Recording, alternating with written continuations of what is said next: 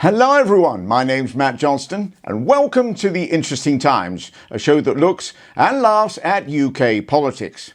The majority of last week saw the same depressing news as we've seen the week before, as far-right thugs clash with police in riots across the country. But are they far-right? I think, Ben, that he's deliberately politicising this, finding his pantomime villains, saying it's just far-right thugs. Once we arrest them, everything will be all right. Because I do think that when you have Sir Keir Starmer labelling anyone concerned about immigration, it seems as far-right. The far-right, who attacked a mosque, are a disgrace. But These riots are just the beginning. We should obviously condemn them. We should condemn some of the violent stuff that they're doing. But at the end of the day, until we are law-abiding, support British values, believe that this is a great country, as I do, but are fearful. Fearful for the future. But this started, actually... But the fact of the matter... This all started when certain individuals... Why do I keep using that phrase? Andrew Tate got it from somewhere that the animal that murdered those 3 young girls was an asylum seeker that came over on a boat the year before. Hang on. Nigel Farage has literally just chucked you under a monumental bus. He's gone on LBC radio and he said the reason that he himself was promoting complete nonsense about the person who committed these heinous crimes was because of people like you posting complete disinformation. I'm sorry, it's not okay. Sir. Did I get the wrong stabber? Yeah, you did. Which is pretty fundamental to that whole justice thing.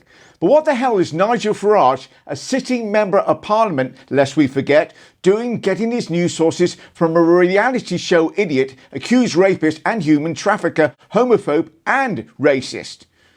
Calling them the Farage riots. I have had nothing to do with any form of street violence now or at any point in my career. Yes, where did these people get the idea about hotels housing immigrants?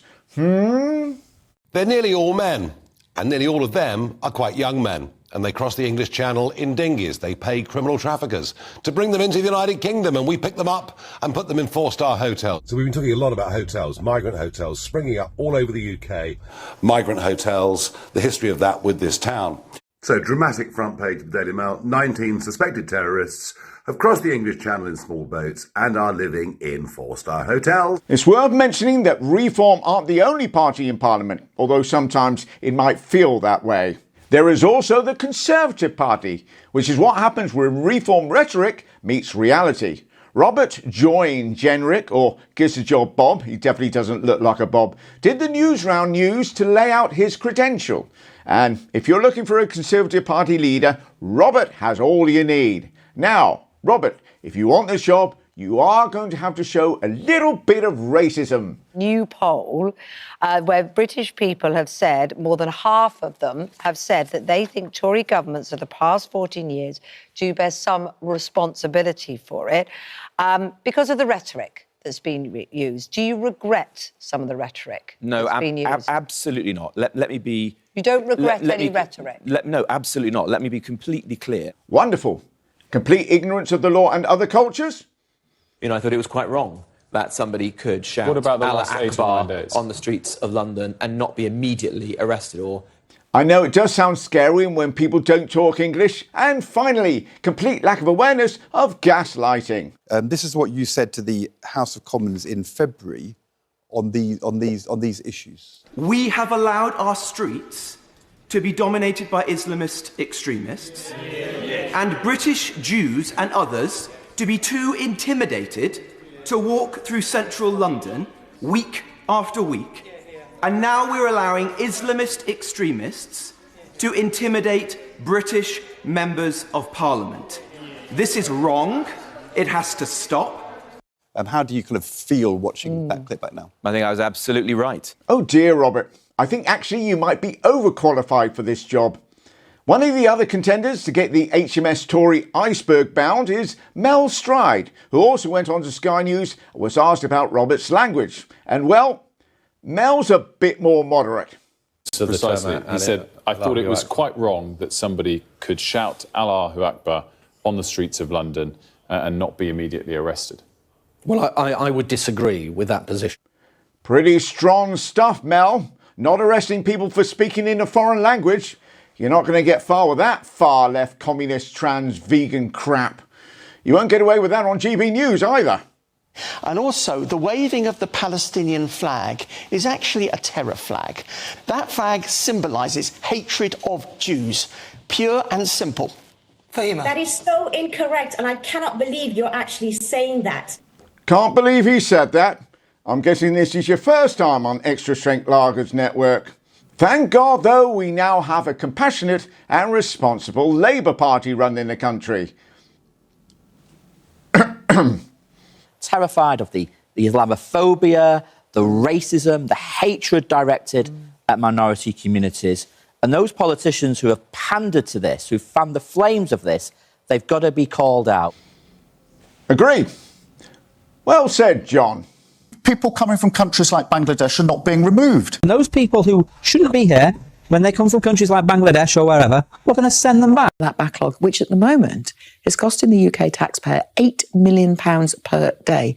And a cost of living crisis in particular, that's unforgivable. But given that that's leaving people who may be a danger to this country, unprocessed, languishing, waiting for a decision, that's just not OK for UK security. It's clear that they haven't dealt with the issue of asylum seekers. The fact that we are spending £6 million a day on housing. The hotels are costing the British taxpayer £6 million a day. That is money that could be channeled into far more useful causes in terms of our schools, our hospitals, helping to grow our economy. There have also been accusations of two-tier policing. Are we going to end two-tier policing, sir? OK, asking a question, even if it is a bit of right-wing trolling, should never result in criminal damage from the country's top police officer. But I understand your frustration. As far as two-tier policing is concerned, that is just nonsense.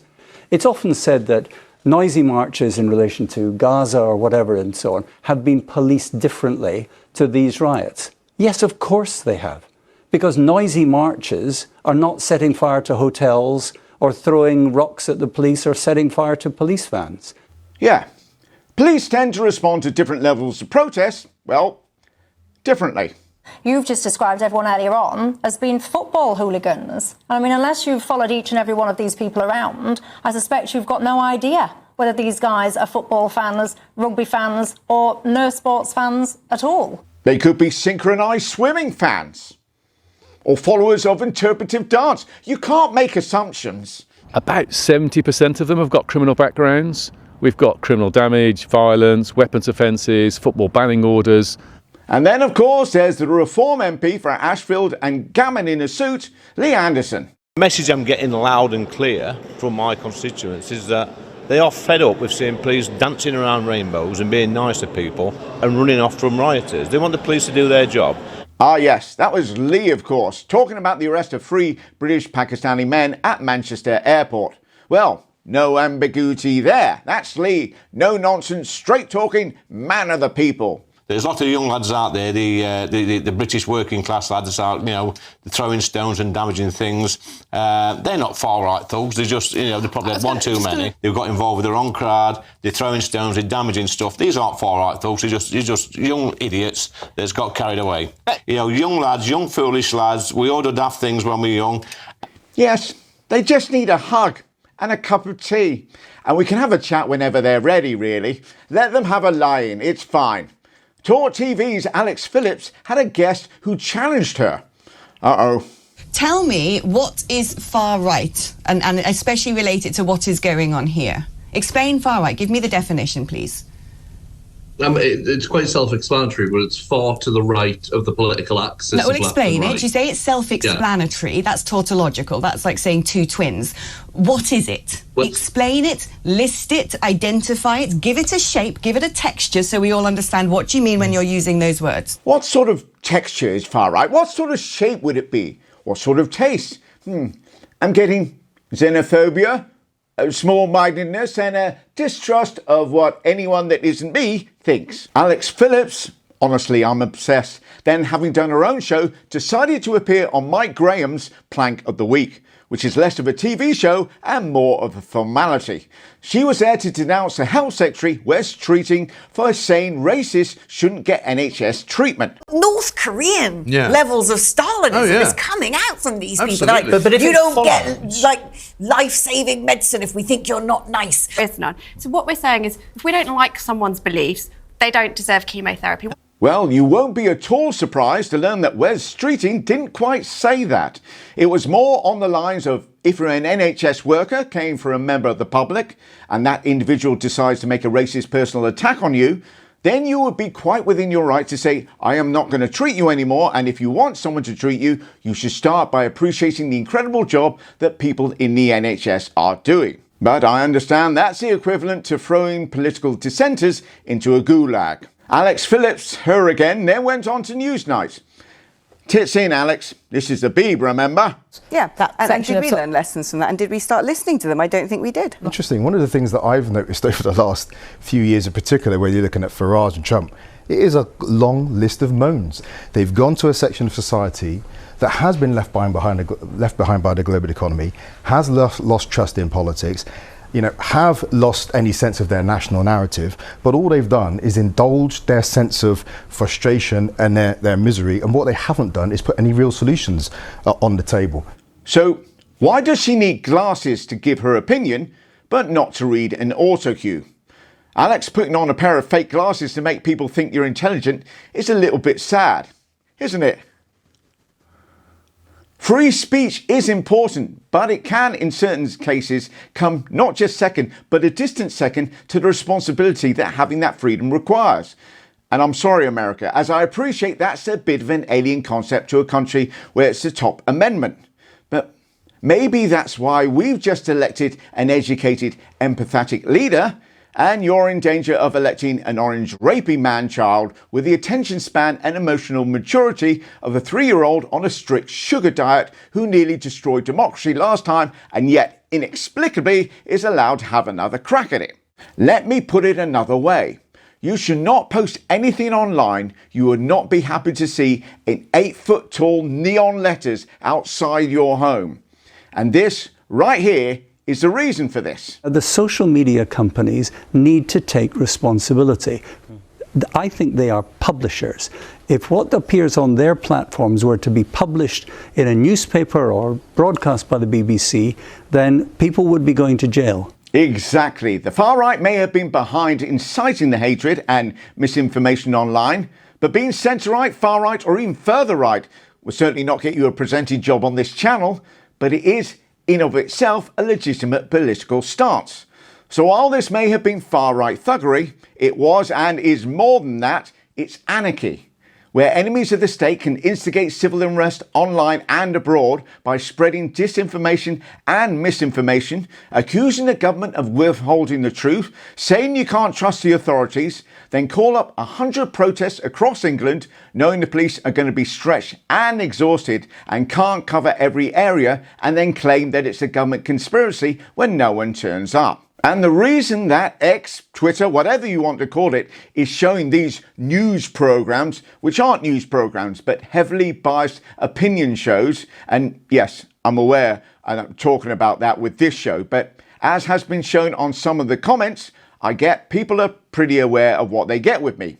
Cheap lighting, even cheaper suits, and novelty glasses. The difference with mainstream media or legacy media is censorship, but only because they know everything they report on has to be verified, or they get hit with a fine, or somebody loses a job. But on X, Twitter, it's a fact-free, free-for-all.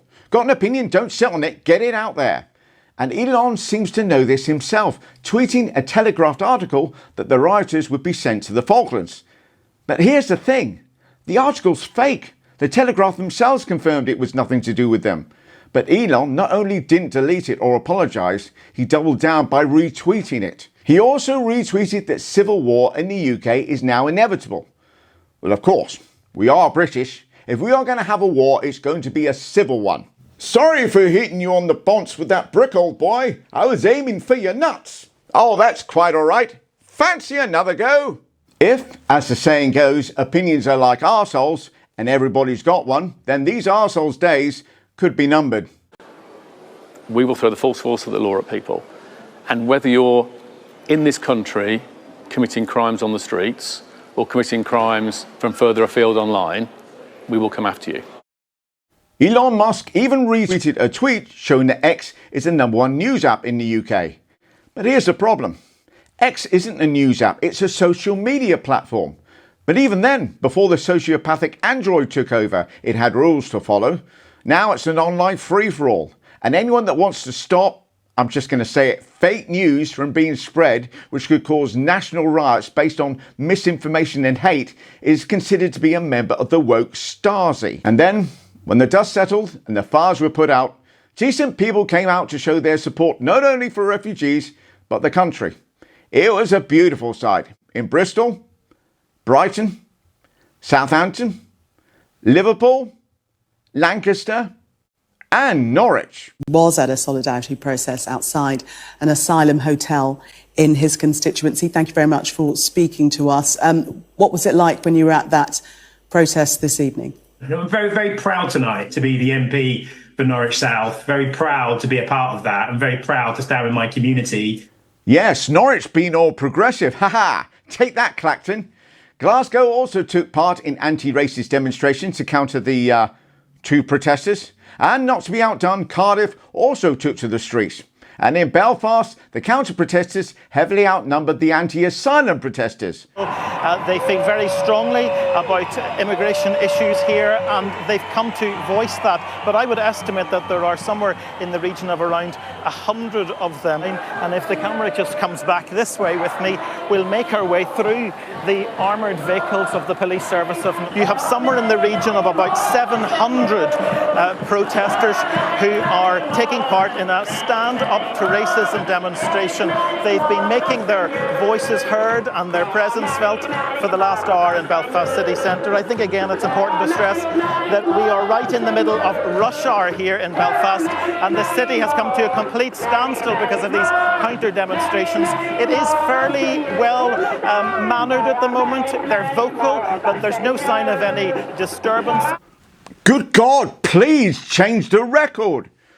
So, all in all, a good day for the British, Irish, Scottish, Welsh, and yes, the English to show their true colours. Glad there's some things we can agree on.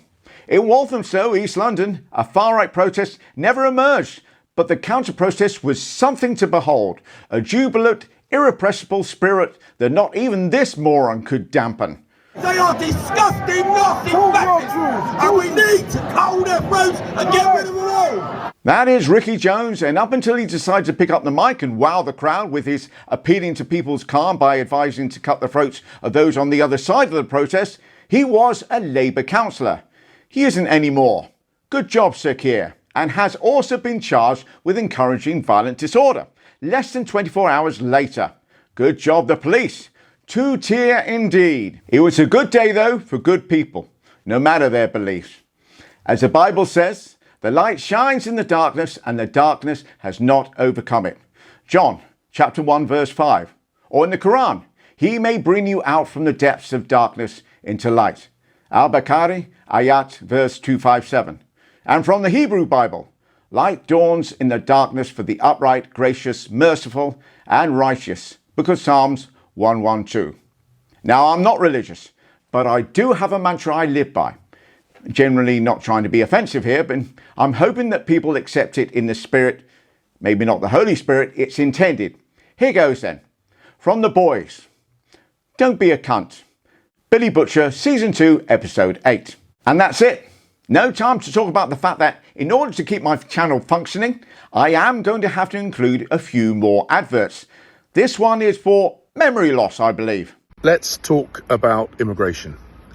Immigration is important to this country, but for years, people have been saying that immigration has been too high, but the numbers kept going up. Yes, James Cleverly wants to be the next leader of the Conservative Party by promising to reduce immigration.